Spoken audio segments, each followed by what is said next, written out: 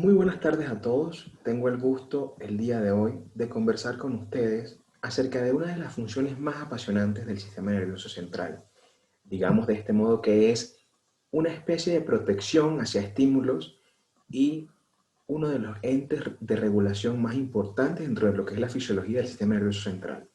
En este caso estamos hablando de los reflejos, que se dividen en varias categorías, y el uso adecuado del martillo reflejo con la técnica adecuada y con la manera más idónea de realizar la exploración en el examen neurológico.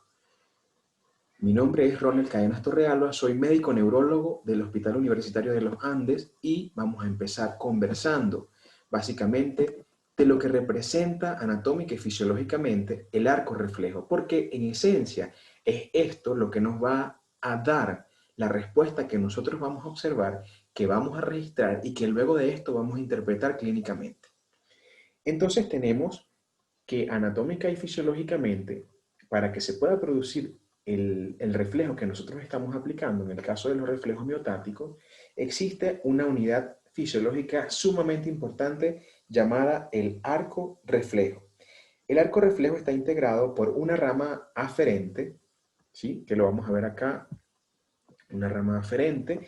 Esta rama aferente está conformada por un receptor periférico que capta el estímulo, que pueden ser terminaciones nerviosas libres en la mano, capta el estímulo, en este caso, de un estímulo calórico. Este estímulo viaja hacia una rama eferente que está en el ganglio de la raíz dorsal, ¿ok? Y posteriormente va a un centro integrador. Este centro integrador no es más que el órgano o digamos el sitio en el sistema nervioso central, en la sustancia gris del sistema nervioso central, está constituido por la prolongación central de la neurona aferente y su sinapsis con el cuerpo celular de la neurona eferente, que está situada en el asta anterior de la médula. Posteriormente, pues como acá, en el asta anterior de la médula, en naranja, tenemos la vía motora que va a llevar esa respuesta que ha sido procesada en el centro integrador al músculo efector o al órgano efector, que finalmente lo que nos va a dar es la respuesta de retirada y a completar lo que entonces se denomina o se conoce como arco reflejo. El reflejo está definido como una respuesta motriz, secretoria o nutritiva, independiente de la voluntad del individuo, provocada inmediatamente por la aplicación de un estímulo adecuado, pudiendo ser o no consciente. Para que se produzcan los reflejos, debemos tener diversos estímulos que pudieran ser mecánicos, químicos o dolorosos. En respuesta a esto va a haber una respuesta motriz o una respuesta secretora, como en el caso de lo que ya les expliqué anteriormente, o en el caso de si la respuesta es secretora, como en algunos órganos que vamos a ver a continuación, o si hay algún estímulo que pudiera ser potencialmente peligroso, pues la respuesta sería motriz, produciendo lo que finalmente será el reflejo. Las características del reflejo son variadas.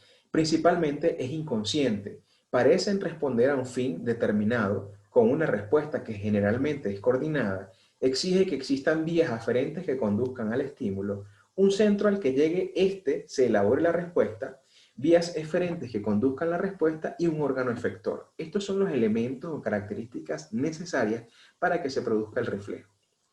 Existen reflejos de muchos tipos, como les dije principalmente en el inicio. Los reflejos pueden ser cerebroespinales, vegetativos o mixtos. Los reflejos cerebroespinales son los reflejos músculo-tendinosos que habitualmente son los que exploramos en el examen neurológico de primera, digamos, línea o en atención primaria y en la especialidad. Reflejos deglutorios, estornudatorios, tusígeno y parpadeo. Los reflejos vegetativos son reflejos viscerales que también son inconscientes.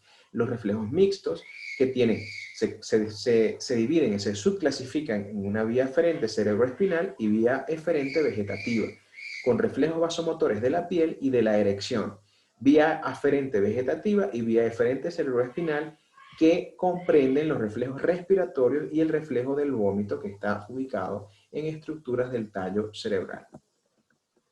Ahora bien, no solo están divididos en estas que acabamos de ver, también pueden ser reflejos esteroceptivos, como en el caso en el que se origina un estímulo en la superficie externa del cuerpo, de la piel, ojos u oídos, en el cual recordemos que debe existir algún, digamos, receptor periférico, como las terminaciones nerviosas libres, y se producen los reflejos músculo-tendinosos y cutáneos.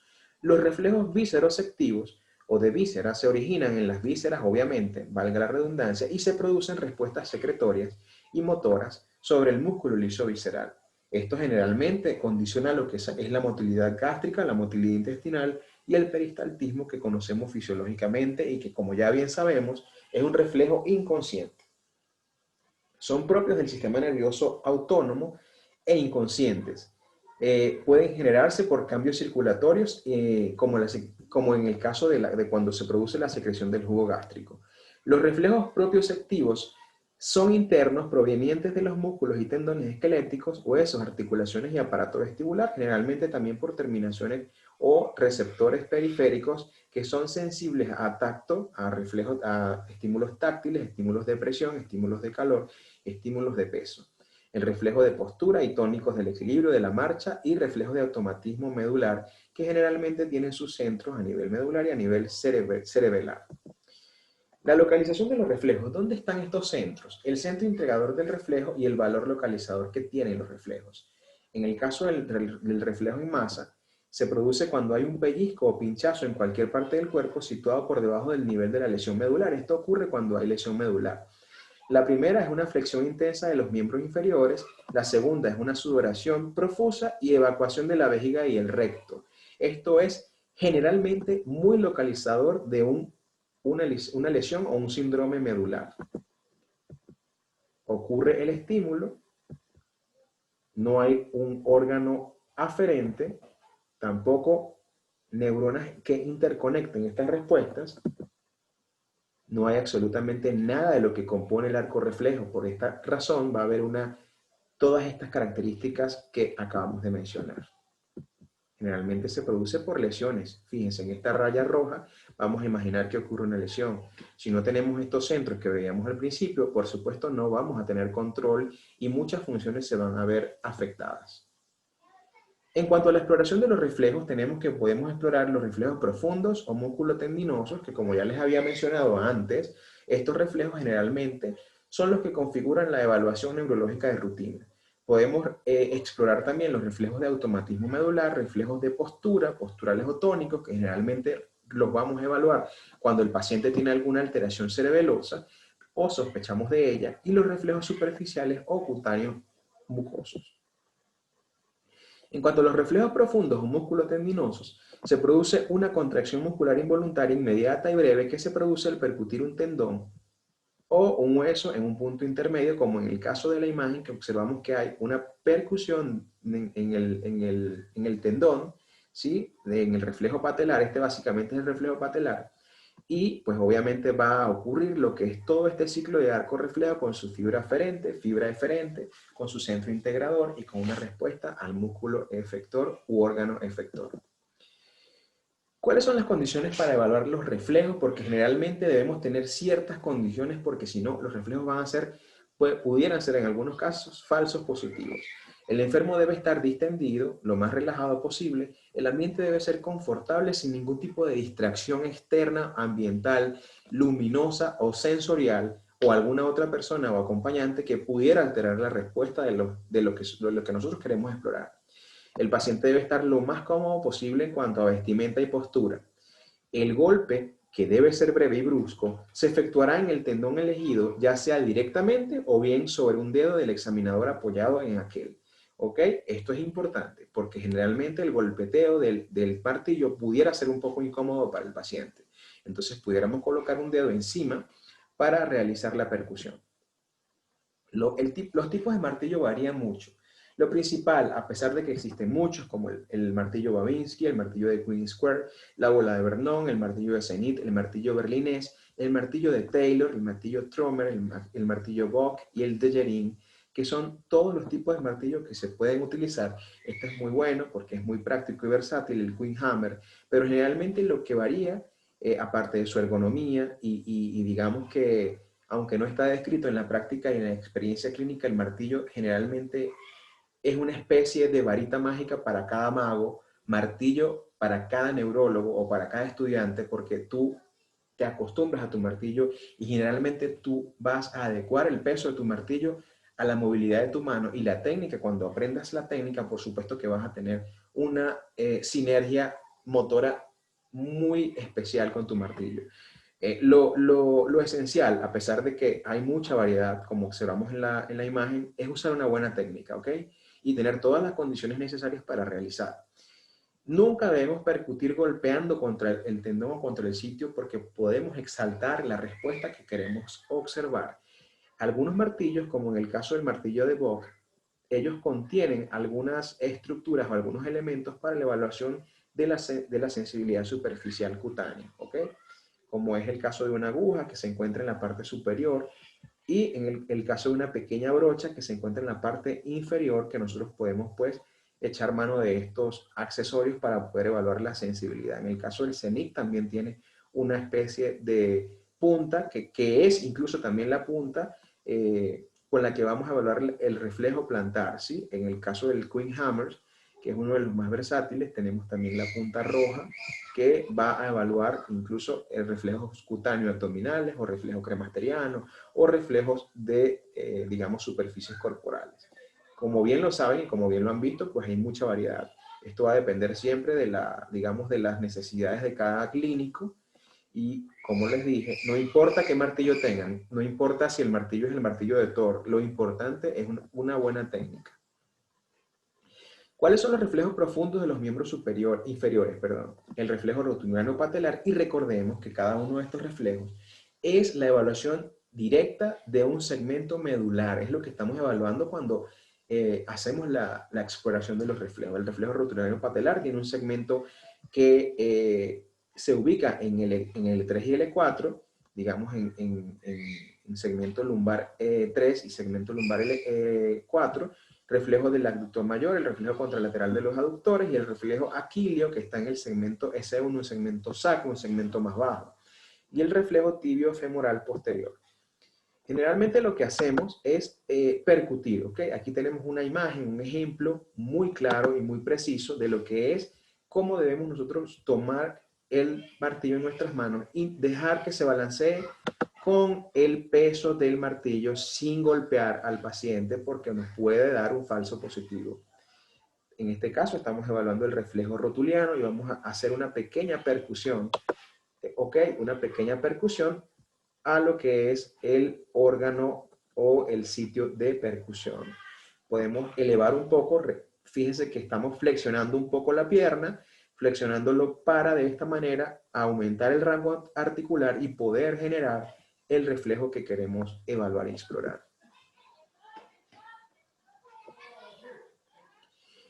En cuanto a los reflejos profundos de los miembros superiores, podemos encontrar que hay segmentos más altos, segmentos más, digamos, superiores, como el reflejo estilo radial, que evalúa un segmento C6, como el reflejo cúbito pronador, que evalúa un segmento C8, el reflejo flexor de los dedos, que evalúa un segmento C7 y C8, el reflejo bicipital, que evalúa un segmento C5, cervical 5, tricipital un cervical 7 y olecraniano un segmento cervical 5. El reflejo pectoral mayor, el epicondilio, el carpo metacárpico y el reflejo del músculo pisiforme. Aquí tenemos un ejemplo también donde vamos a observar que se va a evaluar uno de los reflejos superiores, ¿ok? El reflejo bicipital.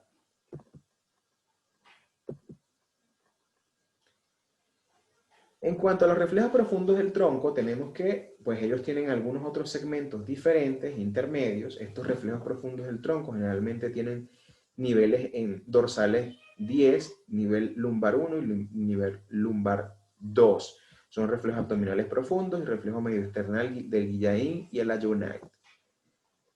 Hay otros reflejos profundos de la cabeza que también podemos evaluar. Fíjense cómo evaluamos generalmente esta imagen, pues aquí hago una salvedad. En esta imagen, pues aunque está descrito realizar el reflejo de esta manera, este reflejo, digamos, generalmente se hace, el que tenemos en la imagen de la izquierda, el reflejo nasopalpebral o de Guillain, que tiene una vía del quinto y el séptimo nervio craneal y el centro integrador está en la protuberancia.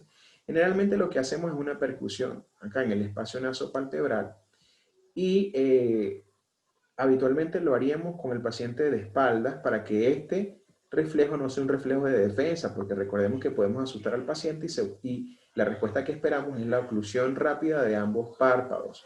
Y bueno, podemos hacerlo de esta manera y también podemos hacerlo de la manera contraria con el paciente de espalda. Este reflejo maseterino, que tiene una vía del quinto, del trigémino, tiene un centro de protuberancia, podemos hacer una percusión colocando el dedo pulgar sobre el maxilar o sobre el área masetérica y podemos percutir y lo que vamos a observar es una apertura parcial de la boca. En cuanto a los reflejos superficiales o cutáneos mucosos, el estímulo de una región determinada del tegumento de la mucosa provoca la contracción refleja de un músculo o de algún grupo que esté cerca de ellos. ¿Okay?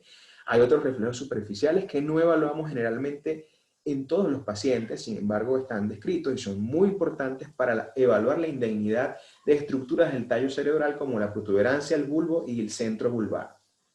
Sobre todo el reflejo corneal y conjuntival, que vemos que evaluamos el limbo esclerocorneal, siempre evaluándolo con un material estéril para evitar infecciones corneales o infecciones conjuntivales.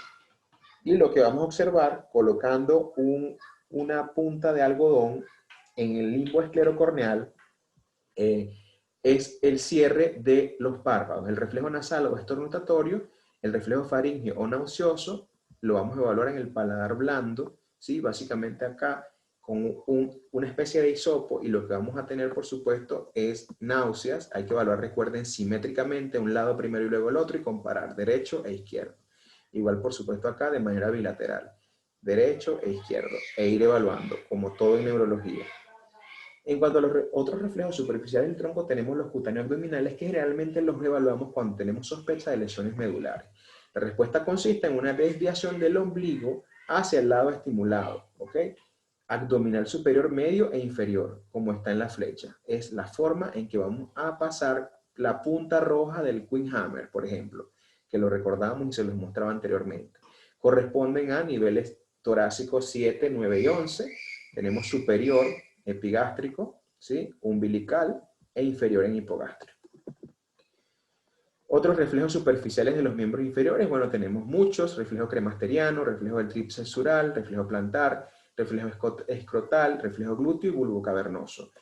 En cuanto a la evaluación de los reflejos, es importantísimo que nosotros entendamos que el paciente va a estar tenso y nervioso, por lo cual existen algunas técnicas también que se pueden utilizar, que son maniobras de distracción o, digamos, algunas tienen nombre de epónimo. Podemos pedirle al paciente que cuente del 1 al 100 para de esta manera realizar un esfuerzo cognitivo en el paciente y que se distraiga y no tenga la extremidad a evaluar muy tensa, y de esta manera poder realizar el reflejo sin que tengamos un falso positivo. Los reflejos de automatismo medular en sospecha de lesión medular son reflejos patológicos, no deberían estar, como el reflejo de Max Reflex que se los dije al principio. Para darles un ejemplo de qué ocurre cuando esta vía del arco reflejo está, digamos, interrumpida, y hay otros que por supuesto no deben estar presentes, y cada uno de ellos va a ser evaluado en sospecha de alguna patología. Reflejos de postura o tónicos, que son reflejos también patológicos por alteración del sistema de la vía extrapiramidal, que tiene mucho que ver con los núcleos de la base. Contracción paradójica de Westphal, reflejo de acortamiento de Wertin-Salomon-Sen, se flexiona dorsal y pasivamente el pie y se observa la contracción del tibial anterior. En cuanto a otros reflejos tónicos profundos del cuello, como el Magnus de Klein, consiste en que cuando se hace rotar pasivamente la cabeza, el miembro anterior hacia el cual se dirige la cara se extiende en tanto que el miembro contralateral, el craneal, se flexiona. Tenemos fenómenos de postura, el fenómeno del hombro de Binda y la maniobra del empellón, que básicamente es colocar al paciente en esta posición, o la maniobra del empujón o de Foix-Thibanot, donde pues lo que hacemos es colocar al paciente de frente, pero de espalda hacia nosotros, y empujarlo hacia nosotros, siempre con la cautela de que exista un familiar cerca de nosotros para evitar caída del paciente. El reflejo es positivo, o la maniobra es positiva, cuando el paciente no logra reincorporarse o hacer una anteropulsión fisiológica para compensar el empujón. Y esto tiene que ver con la disrupción de algunas vías que controlan la postura a nivel medular y cerebelar. ¿Cuáles son las respuestas, digamos, que podemos esperar en pacientes que tienen reflejos alterados? Una de ellas es el clonus, que consiste en una serie de contracciones involuntarias rítmicas determinadas en un grupo muscular por la extensión brusca y pasiva de los tendones o músculos. Representa que fisiopatológicamente debe estar ocurriendo una hiperexcitación del arco reflejo, que ya les expliqué, por supresión de la acción que inhibe la vía piramidal, y es un fenómeno denominado deliberación.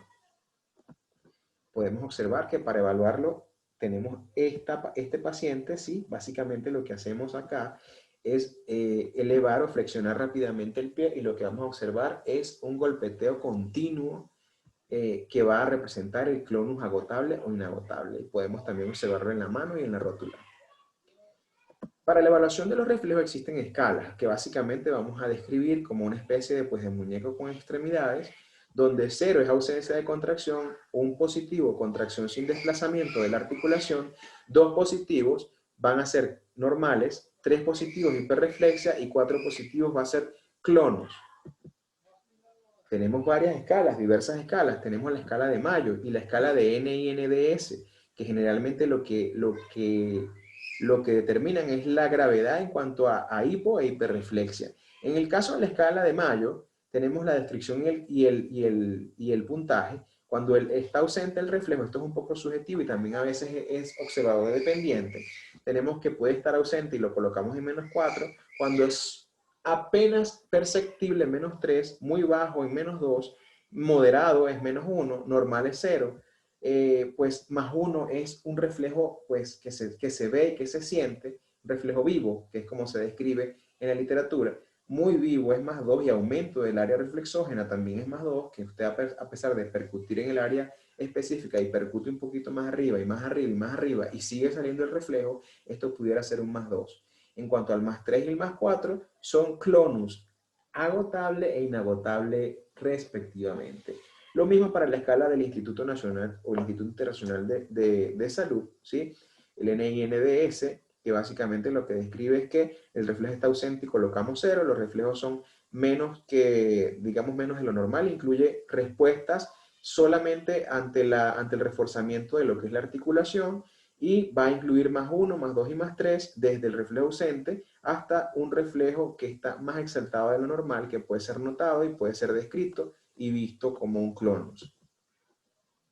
Pueden haber sincinesias, que son movimientos involuntarios a menudo inconscientes también, que pueden simular un reflejo, que se producen cuando se realizan otros movimientos, generalmente voluntarios y conscientes. Estos también son movimientos asociados, que es decir, la ejecución de un movimiento despierta la realización de otros. Pueden ser sincinesias de imitación, como ocurre en lesiones del lóbulo frontal, sincinesias globales y sincinesias de la coordinación.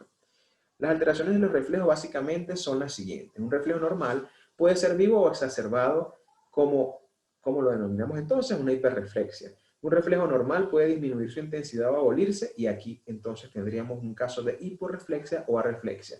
Un reflejo normal puede invertir su respuesta y tendríamos entonces una inversión del reflejo. Y pueden aparecer reflejos que normalmente no existen o ya están abolidos, y son los reflejos patológicos.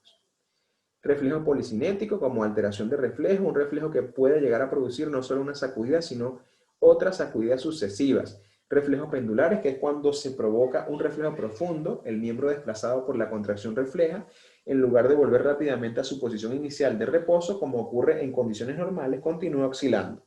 Como un péndulo en un movimiento de balanceo. Ocurre generalmente cuando hay hipotonía por lesiones cerebelosas que pudieran ser vasculares o pudieran ser tumorales, ocurren reflejos pendulares. En cuanto a los reflejos patológicos de los miembros inferiores, tenemos un reflejo cuboideo de Mendel-Belcheret, que es una extensión de los 4 primeros dedos del pie, percutiendo la cara dorsal del pie sobre los cuboides. Reflejo de Rosolino y reflejo de Pousset. Son muchos, son varios. Reflejos patológicos de los miembros inferiores, un reflejo cruzado de los dedos de los pies o más. El lado sano produce el signo de Babinski del otro lado y el lado enfermo produce un Babinski bilateral. Esto siempre está asociado a lesiones de la vía piramidal. Entonces también tenemos el reflejo plantar tónico. Desde el talón hacia los dedos rozamos la planta del pie con un objeto largo y romo, como el mango del martillo de reflejos, que ya lo vimos antes, y se produce una hiperflexión exagerada de los dedos del pie.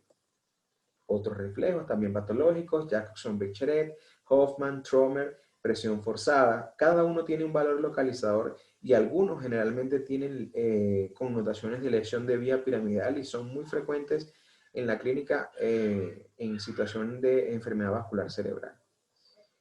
Reflejos tónicos de evitación, palmomentonero de Marinesco, que generalmente también pueden estar presentes en lesiones extrapiramidales. En el 30% de los sujetos normales también está presente, así que no siempre es patológico. Reflejos de succión, que son reflejos primitivos. El estímulo de la mucosa labial, cuando colocas algo alrededor de la boca, puede ser un bajalenguas o un depresor lingual, una paleta, provoca movimientos de succión como los de un bebé. Es normal en los lactantes, pero en adultos generalmente lo que supone es lesión del lóbulo frontal o también un síndrome supravulvar o pseudovulvar. El reflejo de hociqueo, percutiendo suavemente sobre la parte media de ambos labios, se obtiene un gesto de dar un beso, como si el paciente va a dar un beso. Lesiones supra o pseudovulvares lo explican, como la encefalopatía difusa o la enfermedad de Parkinson. Para finalizar, es importante, no importa qué tipo de martillo tengas, lo importante es la técnica que utilices y las condiciones ambientales en las que realices el, la exploración de los reflejos, que generalmente son los mucocutáneos, los cutáneos que evaluamos en la práctica neurológica. El martillo se adecua a ti, tú te adecuas a tu martillo. Espero, bueno, les haya servido esta pequeña conferencia, que la hago con mucho cariño para todos ustedes y espero que les sirva en su práctica clínica diaria. Para finalizar, les leo una cita. La libreta de ahorro, que alberga una inmensa fortuna, se encuentra en un banco que se llama salud. Y para tener salud, por supuesto, debemos cuidarnos y cuidar de los pacientes. Y una forma de cuidar al paciente es aprender a cómo tratar su dolencia y sus quejas. Muchas gracias.